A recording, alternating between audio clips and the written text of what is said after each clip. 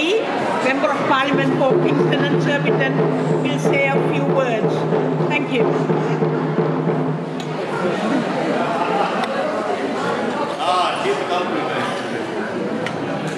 Ladies and gentlemen,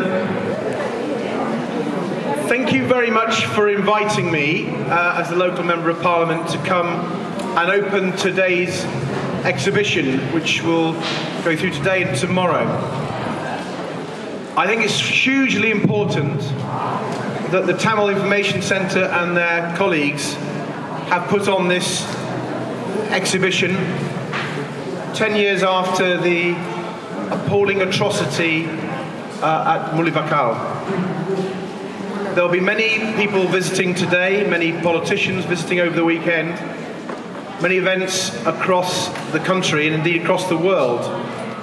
I'll be speaking with a few colleagues, Labour colleagues like Jeremy Corbyn and Conservative colleagues, in order to ensure there is a cross-party recognition of today and the 10th anniversary of what happened. I've just been in the room over there, in the far right over there, the Mulivakal room, looking at photographs taken by a very brave woman who is a survivor of what happened on that beach. And it's the most moving testimony I have seen in all these years. And I think that underlines the importance of what we're doing here today and what the organisers have achieved. Because we cannot forget what happened. We have to remember what happened. It was a war crime, it was a genocide against the Tamil people. And we are still waiting today for justice. No one has been brought to account. No one has gone to a court to answer for these crimes. And I am as clear as I have ever been that these were crimes committed against innocent civilians, men, women and children, sleeping, eating in hospitals, fleeing, going to areas that they had been told would be safe. The evidence is overwhelming, and the failure of the world, and particularly the Sri Lankan government, to act is just appalling, and we cannot allow it to continue.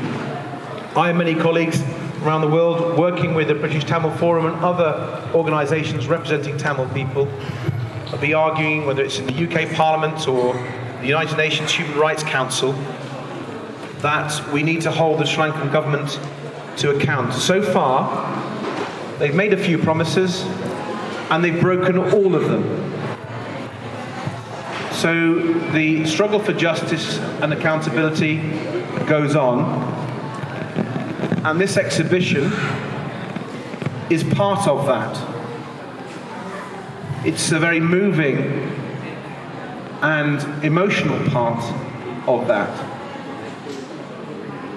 But I think we should also, as we go around this exhibition, recognise the resilience of the Tamil people, the resistance that they have given, and their creativity.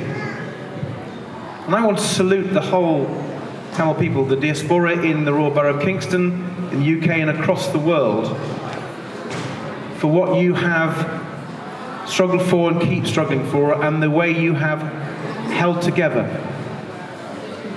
And it's been extraordinarily difficult for so many people, given that not only have they lost people, not only do they see relatives and friends who've been disabled, here are some results, and have many friends and relatives and husbands and wives who have disappeared without any trace.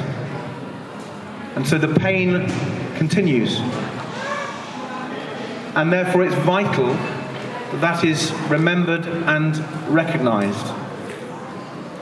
And there's another reason why it's vital that it's remembered and recognised, and that's because in Sri Lanka, an exhibition like this would not be allowed. Remembrance of the Tamil civilians who died would not be allowed.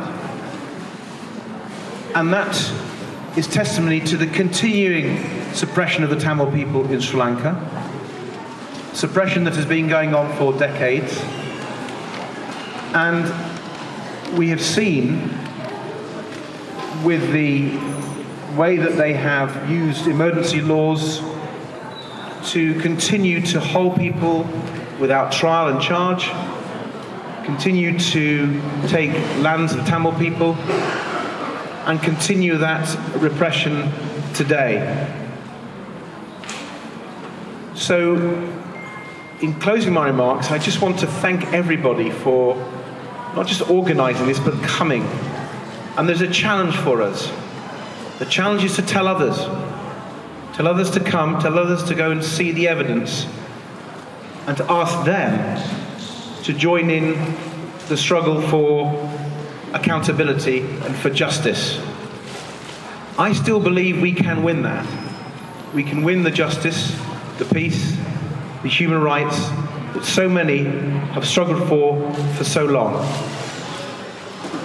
And in concluding, can I also remember our friend Radha Kumar. Radha. This would not have happened without his leadership, his vision, working with all his friends and colleagues. And it's sad that he can't be here with us today. But I think we all know what he would want. He would want us to recommit ourselves to telling the story, to not letting the story die, and to make sure that we keep working for the amazing Tamil people so that their voice is heard. Thank you, Radha Kumar. Thank you. Let's commit ourselves again.